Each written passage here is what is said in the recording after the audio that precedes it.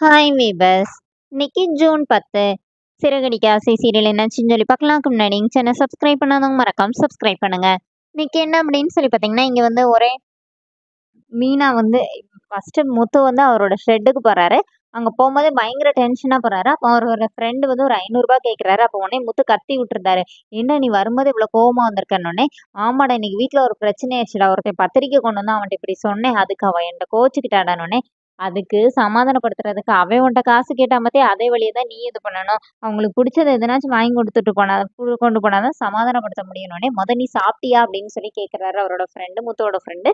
இல்லைன்னொடனே இவங்க 2 பேரும் ஒரு இடத்துல போய் சாப்பிட போறாங்க. அங்க சாப்பாடு நல்லா இருக்குதுன்னு சொல்லி அவங்க கிட்ட பேசிட்டு ஒரு ஸ்வீட் பார்சல் கேட்குறாரு. அதை வாங்கிட்டு மீனாவை தேடி வீட்டுக்கு வராங்க. இங்க என்ன ஆகுதுன்னா, அண்ணாமலை மொதயும் வந்து மீனாவை தேடுறாரு. வீட்டுல மீனா இல்ல. அப்புறமா முத்து வந்து அவரும் அதே மாதிரி மீனா மீனான்னு சொல்லி கூப்பிடும்போது விஜய் என்ன சொன்னாங்கன்னா, அவன் எங்க போனானே தெரியலடா, சமைக்கணும்னு எங்கேயோ ஓடிட்டா போல, வண்டி வேற இங்கே நிக்குதே, நீ எப்போ வருவான்னு தெரியலன்னு சொல்லி இங்க எல்லாரும் பசியில இருக்காங்கன்னு இப்ப ரவி, மனோஜ் எல்லாருமே ஒவ்வொருத்தரா வராங்க. வந்து எப்பவும் மாரி இன்னும் சாப்பாடு செய்யலையா, பசிக்குதுன்னோனே ரவி என்ன சொல்றாருன்னா, வேணா நானே செய்றேங்கிறாரு. அப்போ விஜய் என்ன சொல்றாங்கன்னா, வேண்டாம் நீ பாவம் காலையில இருந்து ரெஸ்டாரண்ட்ல நின்னுட்டு வந்திருப்பேன்னு சொல்லிட்டு ரோகிணியை கூப்பிட்டு உனக்கு எப்படி சமைக்க தெரியுமோ சமமானோடனே, இப்போ ரோகிணி சொன்னாங்க எனக்கு சுமாரா தான் அத்தை சமைக்க தெரியும்னோடனே, ஒன்றும் பரவாயில்ல அதையே போய் சமன்னு சொல்லி அனுப்பி விட்டுருந்தாங்க.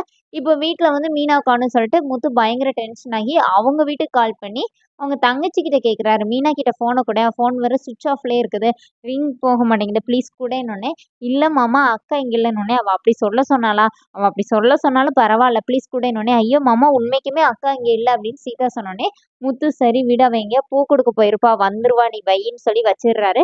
இப்போ அவங்க சீதா வந்து அவங்க அம்மா கிட்ட சொல்றாங்க, அக்கா அங்கே இல்லை போலமான்னொடனே, ஐயோ எங்கே போனான்னு தெரியல, காலையில வேலை ஒரு மாதிரியே பேசினாலேன்னு சொல்லிட்டு இருக்கும்போது சத்யா உள்ள வர்றாரு.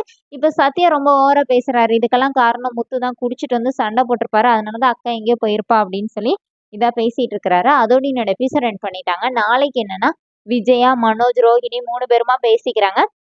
அப்போ மனோஜ் வந்து விஜய் கிட்ட சொல்றாரு, அவங்க ஏதாவது லெட்டர் எழுதி வச்சாங்களாமா, எங்க மாமியார் தான் இதுக்கெல்லாம் காரணம் சொல்லிட்டு லெட்டர் எழுதி வச்சுட்டு எங்கேயா போயிருக்க போறாங்க, போய் பாருங்கன்னொடனே, இப்போ விஜய் அப்படியே பயந்து போய் வெளியில வராங்க. அப்போ மனோஜ், ரோஹிணி உள்ள பேசிக்கிறாங்க. ஒருவேளை அவங்க அப்பா மாதிரி இவ்வளவு ரெயில்ல போய் விழுந்திருப்பாளோ அப்படிங்கிற மாதிரி பேசிக்கிறாங்க. அதோட என்னோட எபிசோட் எண்ட் பண்ணியிருக்காங்க. தேங்க்யூ.